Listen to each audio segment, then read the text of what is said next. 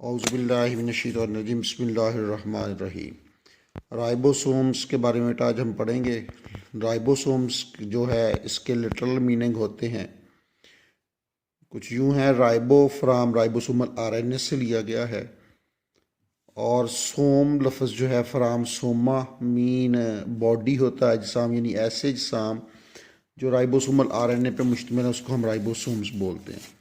तो ये पहला इसका हेडिंग बनेगा शेप एंड डिस्कवरी का। तो इसके जो सेल है that contains many tiny granular structures, इसमें बारीक बारीक मोतीनुमा दाने नुमा स्ट्रक्चर होती हैं। And that was first of all discovered by Palade in 1955।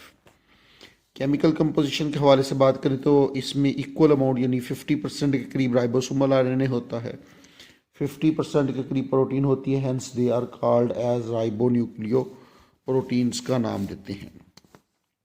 But इसके बाद इसकी स्ट्रक्चर के मतलब है, ईच राइबोसोम कंसिस्ट ऑफ 2 सब यूनिट्स पे मुश्तमिल है, और लार्ज राइबोसोमल सब यूनिट 60S की होती है।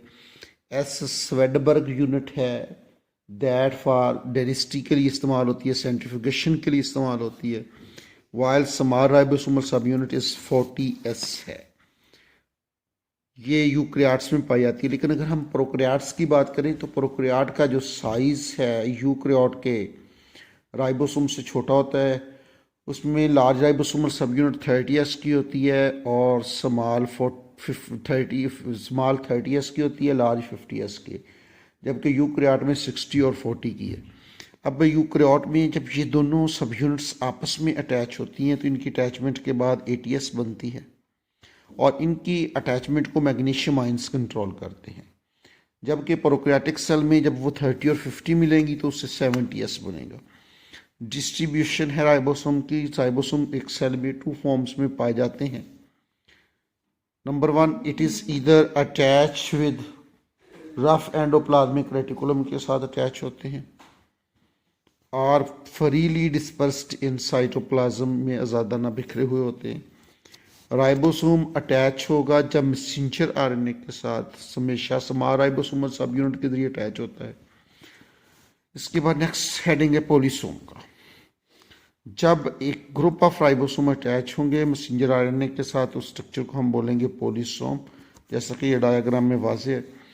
फंक्शन ऑफ राइबोसोम के मुतल्लक है, इसका फंक्शन एक ही है, it is responsible for protein synthesis करते हैं। अगर फार्मेशन के हवाले से हम बात करें, it is formed in the nucleolus के अंदर बनते हैं। इसके बाद इसकी ट्रांसपोर्टेशन कैसे होती है न्यूक्लियोलस से? Ribosomes are transported to the cytoplasm में ट्रांसपोर्ट होके आते हैं वाया पोर्स, उन पोर्स के जरिए जो न्यूक्लियर मेम्ब्रेन में पाए जाते हैं। अब ये बात कहते हैं फैक्ट्री जो राइबोसोम की है वो न्यूक्लियोलस है, जबकि प्रोटीन सिंथेसिस की जो फैक्ट्री है that is the ribosome. Okay, अल्लाह हाफिज़।